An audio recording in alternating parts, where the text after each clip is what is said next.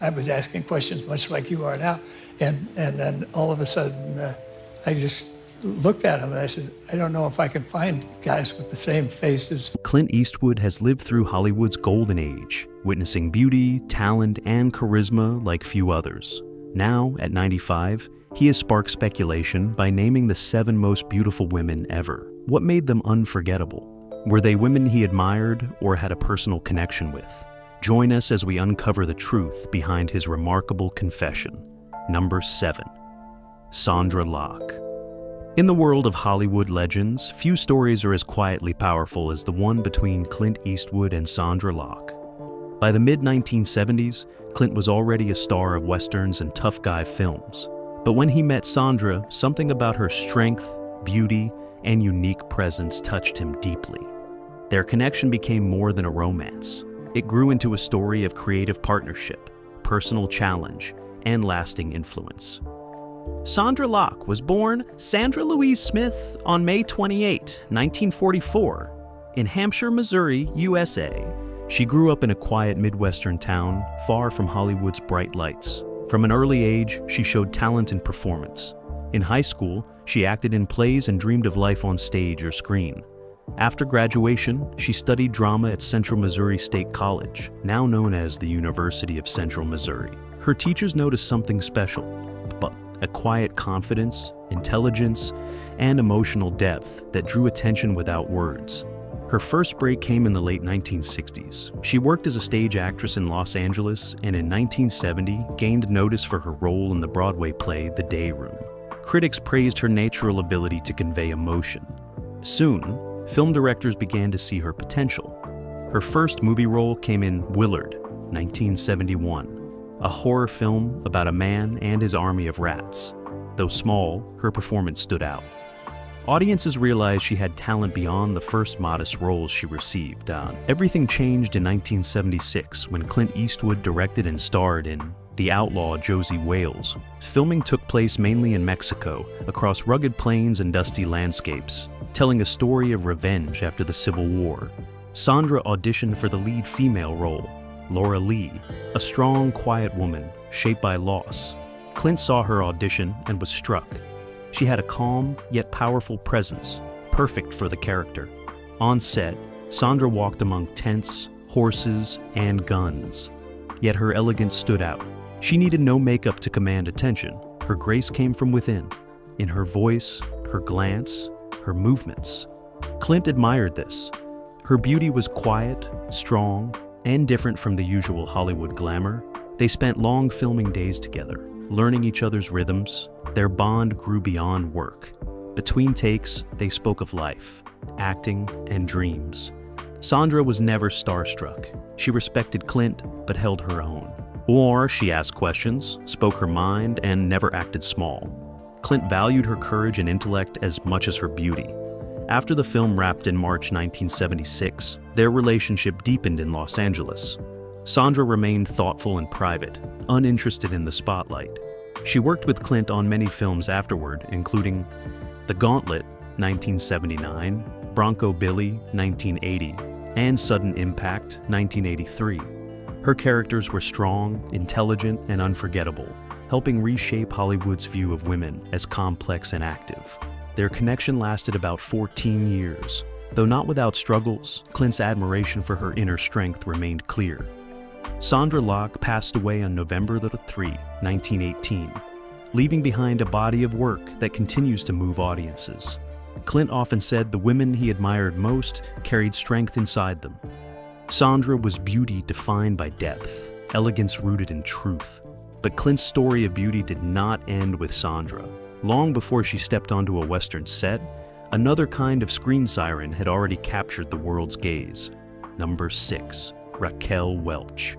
Long before most modern actresses were born, there was a woman whose face, presence, and confidence changed how the world saw beauty.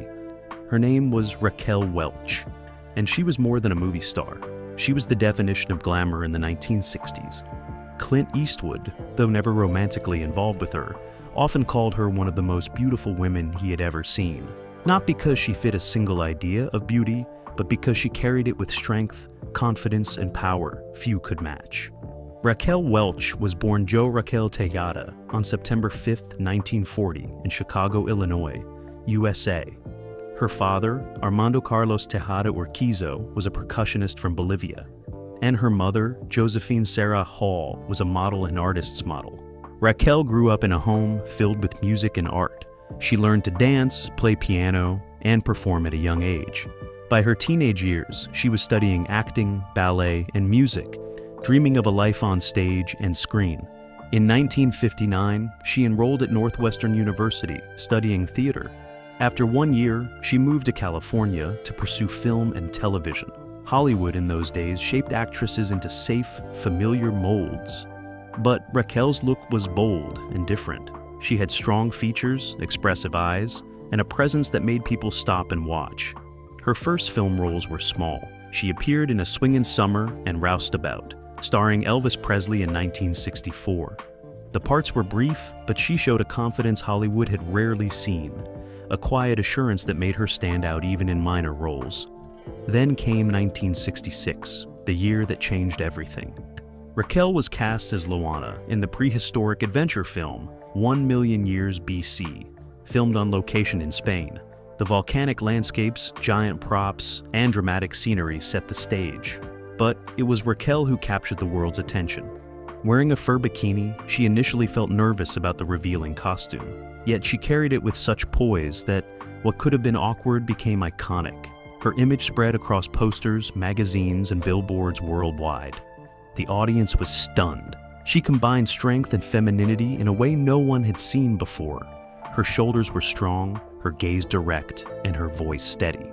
She did not look fragile. She looked alive, present, and commanding.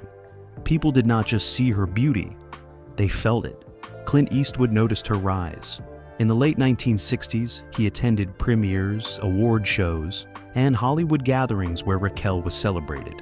They crossed paths at events like the 1967 Golden Globe Awards. On the red carpet, photographers captured her quiet smile, straight posture, and composed presence. Clint admired her confidence. It was not loud, but unmistakable. She did not need jewelry or a dramatic entrance to command attention. Raquel changed Hollywood's view of beauty. Before her, actresses were praised for delicate features. She showed that beauty could be bold, strong, and unafraid. She appeared on the cover of Time magazine in 1979, and designers studied her images to understand her unforgettable presence. Outside the cameras, Raquel's life was private. She married 4 times, had 2 children, and continued working to support her family.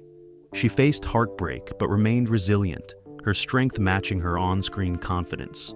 Raquel Welch passed away on February 15, 2023, in Los Angeles, California, USA.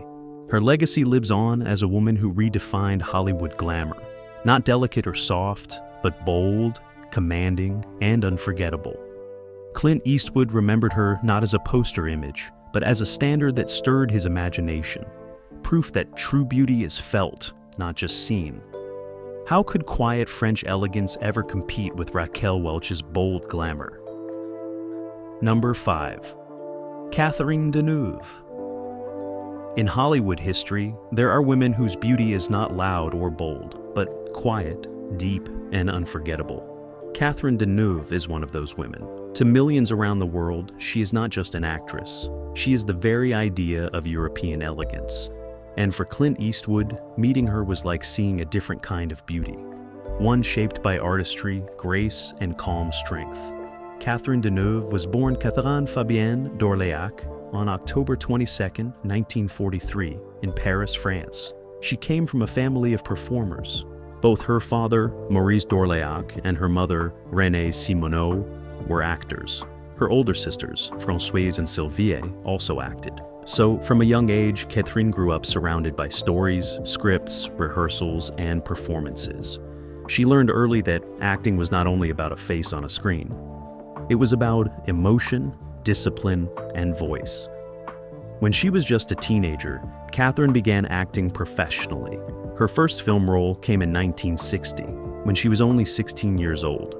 It was a small part, but it put her on a path that few could imagine at the time.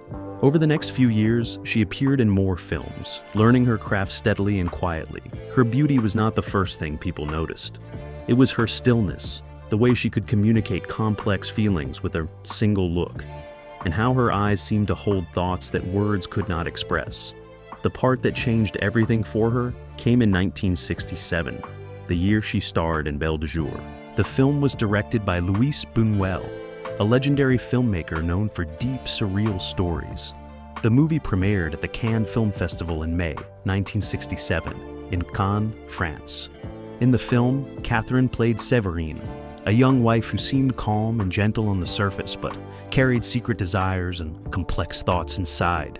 Her performance was mesmerizing. Critics praised the way she blended softness with mystery, intelligence with restraint. After Belle de Jour, she became one of the most celebrated actresses in Europe and beyond. Magazines called her beauty pure, timeless, and quietly commanding. She did not rely on bright colors or dramatic fashion. When she entered a room, she did not demand attention. Yet attention came. Her presence was steady, almost serene. In the early 1970s, Clint Eastwood first saw Catherine at the Cannes Film Festival on the French Riviera. Each May, the world's biggest filmmakers, actors, and critics gathered there. The red carpet stretched along the Croisette, cameras flashed, and premieres drew global headlines. Clint was attending for his growing career as a director and actor. Catherine was already a European icon. One warm evening in May 1973, after a late screening, they found themselves speaking on a quiet terrace overlooking the Mediterranean Sea. The crowd hummed in the background. The breeze carried the scent of salt and perfume. Their conversation lasted only minutes, yet it felt longer. Catherine spoke softly, her French accent gentle but clear. They discussed cinema, the risks of certain roles, and how audiences in different countries define beauty. Clint noticed her stillness. In Hollywood, beauty often arrived with bold glamour and loud charm. Catherine was different. She held herself with quiet control. Her gaze was steady, thoughtful. She seemed less interested in being seen and more focused on understanding the world around her. That difference stayed with him. Years later, Clint reflected on that meeting. When asked about women who influenced his idea of beauty, he mentioned Catherine not for spectacle, but for depth. Beauty, he said, was not only about appearance, it was about how a person carried their art, their mind, and their life. Catherine continued working with respected directors such as Francois Truffaut, Roman Polanski, and Jacques Demy. Through each role, she proved that elegance could be silent and mystery could be powerful without ever raising its voice. But if Catherine Deneuve was pure elegance, how did Anjelica Huston enter the picture? And what made her even more captivating? Number 4. Anjelica Huston Hollywood in the 1970s was a place where appearances could be surface deep. Bright smiles, bold fashion, and sweeping glamour. But sometimes, beauty appeared in a quieter, sharper, and more mysterious form. Anjelica Huston was one of those women. She was not just a face on screen, she was presence, mind, and depth. For Clint Eastwood, meeting her was like seeing beauty with edges, intelligence, strength, and artistic fire. Anjelica Huston was born Anjelica Veronica Huston on July 8, 1951, in Santa Monica, California, USA. She was born into cinema itself. Her father, John Huston, was one of Hollywood's greatest directors, the man behind classics like The Maltese Falcon and The Treasure of the Sierra Madre. Her mother, Enrica Ricky Soma, was a model from France. Anjelica's childhood was shaped by cameras, scripts, and sets. She learned early that the world of film was not only glitz, it was craft, discipline, and honest effort. When she was a teenager, Anjelica moved between Los Angeles, Ireland, and New York with her family. She watched her father direct films, and she saw how actors prepared, how scenes were shaped, and how stories were told. She learned to appreciate not just beauty, but purpose. Her look was striking. Tall, thoughtful, with sharp features and eyes that seemed to think before they blinked. It was a kind of beauty that wasn't easily defined by a simple photograph. In her early 20s, in the early 1970s, Anjelica began her journey into acting and modeling. She worked on stage and in smaller film roles. In 1974, she appeared in the movie Mr. Patman, directed by her father. The experience was both exciting and demanding. She saw firsthand how intense filmmaking could be. Long hours, emotional commitment, and the challenge of bringing truth to a character. By 1976, Anjelica was attending film events, festivals, and Hollywood gatherings where actors, directors, and artists from around the world met. It was in these circles that she first crossed paths with Clint Eastwood. He was already a star, known for westerns and tough characters. She was a rising presence, seen as serious, smart, and thoughtful. One evening in Hollywood, at a private dinner after a film screening in late 1977, Clint and Anjelica sat near each other at the same table. The room was filled with artists, some talking loudly, others quietly observing. Anjelica did not demand attention, but her calm confidence made people notice her anyway. She spoke about the roles she wanted to play and the directors she admired. Clint, always attentive, listened. He liked how she spoke with honesty, without pretension. Her beauty was not loud. It was purposeful, shaped by thought and strength. In the years that followed, Anjelica's career grew. In 1985, she won wide praise for her role as Margaux Pritz in Pritzi's Honor, a film directed by her father. Her performance was mature, layered, and intelligent. Critics said she brought depth to every scene, and she received a Golden Globe Award for her work. That same year, she also appeared in The Purple Rose of Cairo, working with director Woody Allen, showing her range once again. Her beauty was more than physical. It came from her mind, her curiosity, and her ability to bring real feeling to complex characters. People in Hollywood began to see her not simply as a starlet, but as an artist, someone whose presence on screen could change the tone of a film. She had an aura that felt both intelligent and mysterious. Clint Eastwood often spoke about the actresses he admired most. For him, beauty wasn't simply about looks. It was about how a person thought, how they carried themselves, and how they stood on their own. Anjelica represented something rare, a woman whose strength came from both heart and mind. In a world where many were shaped by studios and publicists, she remained deeply herself. Anjelica also worked in other parts of film, writing and directing, always exploring and learning. Her life was not defined by a single role, but by many choices that showed depth and independence. She became a model for how women could be seen in Hollywood, not as objects of beauty alone, but as creative forces in their right. Even today, her work continues to inspire actors and audiences. Her presence on screen reminds us that beauty can be thoughtful, sharp, and rich with meaning. For Clint, Anjelica Huston was not simply admired, she was respected. She showed him that beauty could be paired with intelligence, strength, and a quiet boldness that could change the way stories are told. If you think this is all, then wait till you hear the next person on the list. Number 3. Margaux Hemingway. Hollywood is a place where beauty often shines bright and fast, but sometimes that beauty is quiet, fragile, and unforgettable. That was Margaux Hemingway, a woman whose face, presence, and raw spirit caught the world's eye and stayed in its memory. For Clint Eastwood, she was stunning not because she was polished, but because her beauty carried a rare mix of strength and vulnerability that few could resist. Margaux Hemingway was born Margaret Louise Hemingway on February 16, 1954, in Portland, Oregon, USA. She came from a family with a deep artistic history. Her grandfather was Ernest Hemingway, the famous writer known for The Old Man and the Sea. From a young age, Margaux knew she was part of something big, though not always easy. Her family's history was filled with both brilliance and sorrow, and she carried that with her as she grew up. As a teenager in Portland, Margaux was quiet but observant. She did not chase attention, but people noticed her anyway. She had tall posture, long limbs, and a face that looked like it belonged on a magazine cover. At 16, she moved to New York City to begin modeling. She worked for top photographers and fashion houses. Her style was natural and striking. She did not need heavy makeup or bright clothes to be noticed. In 1972, she became one of the first models signed to the famous agency Elite Model Management, and her career took off. By 1976, Margaux was one of the most sought-after models in the world. Her face appeared in magazines like Vogue, Harper's Bazaar, and Cosmopolitan. But she was not just another model. There was something about her look that was different. Her eyes seemed to carry stories. Her presence was both strong and tender, and her aura suggested a deep emotional world beneath her calm exterior. Around this time, Margaux also began acting. Her first major role came in 1977 in the film Lipstick, where she played a model whose life is shattered by violence and betrayal. Although the movie had mixed reviews, people could not stop talking about Margaux's performance. She had a way of showing pain and resilience with simple expressions.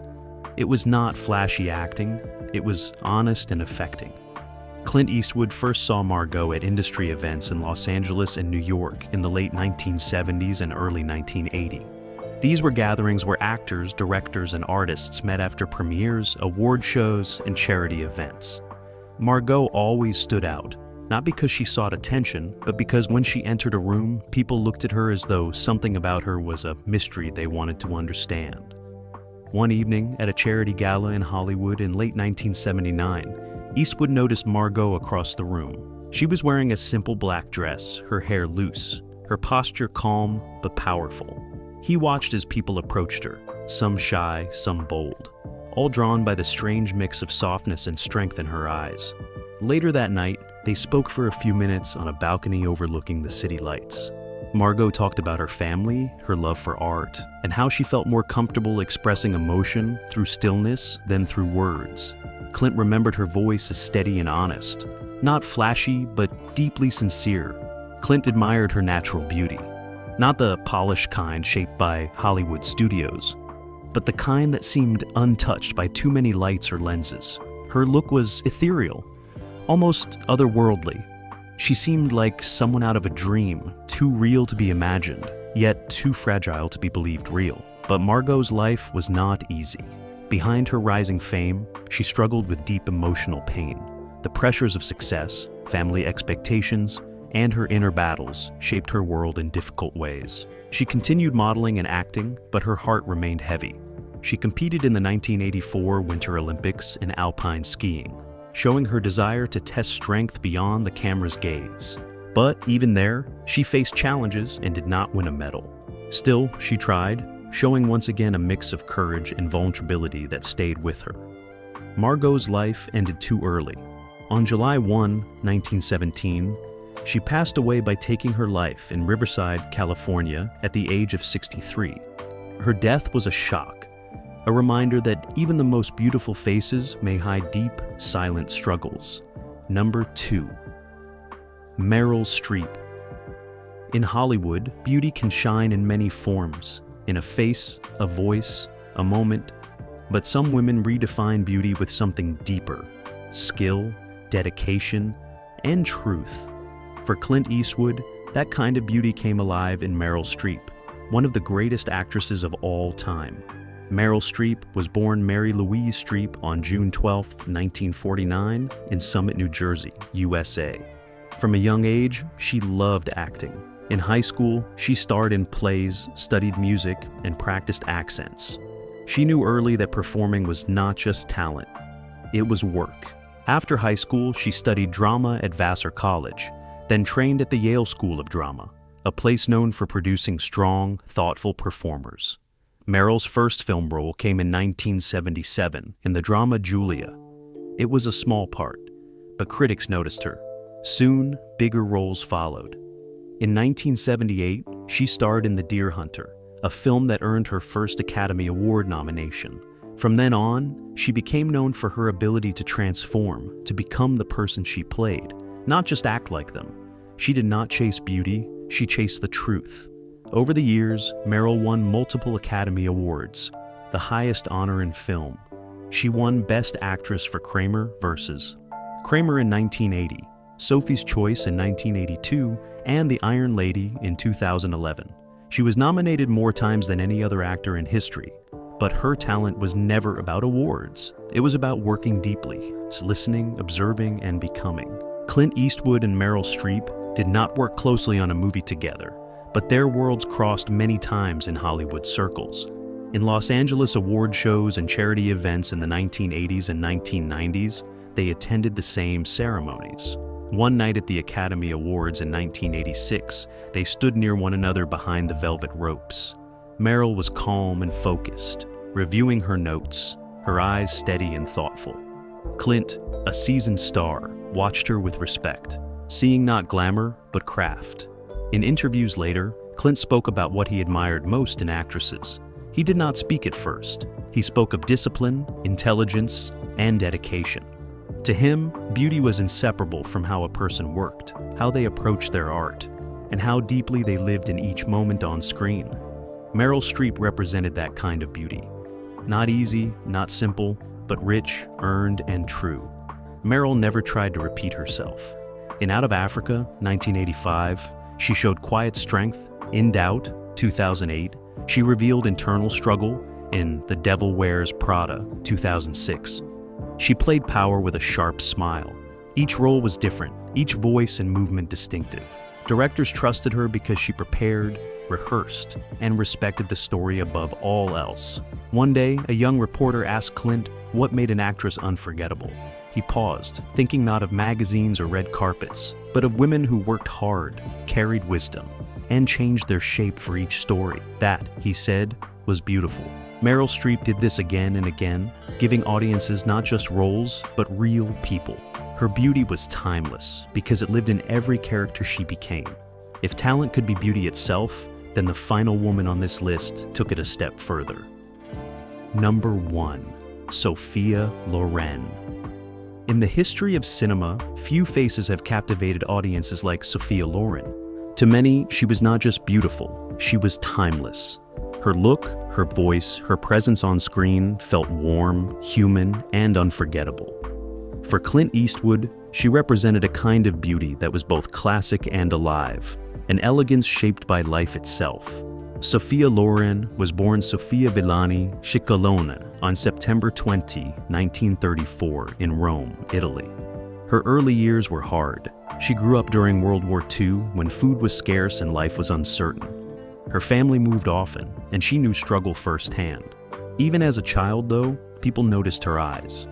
Deep, expressive, and strangely calm despite hardship. As a teenager in the early 1950s, Sophia entered beauty contests in Italy.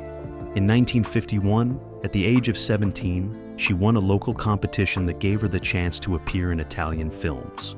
At first, her roles were small, a young woman in a crowd, a brief line here or there.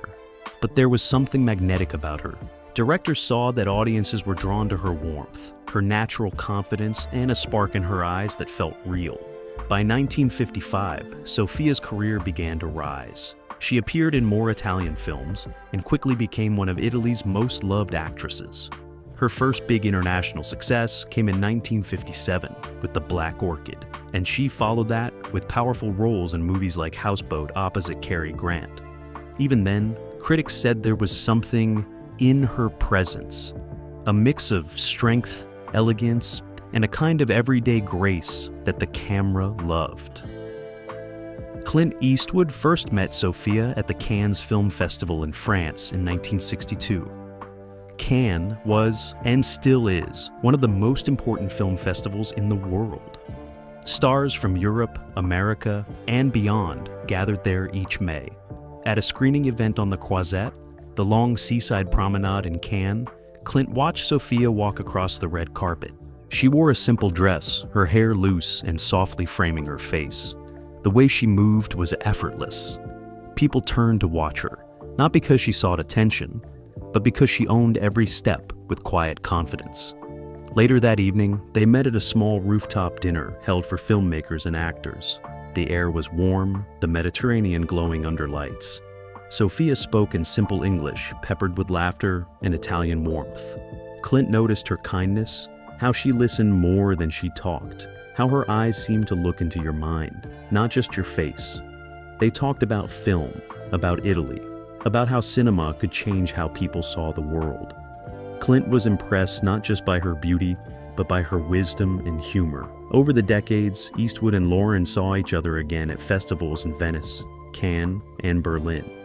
Each time, her presence was the same, warm, elegant, and confident.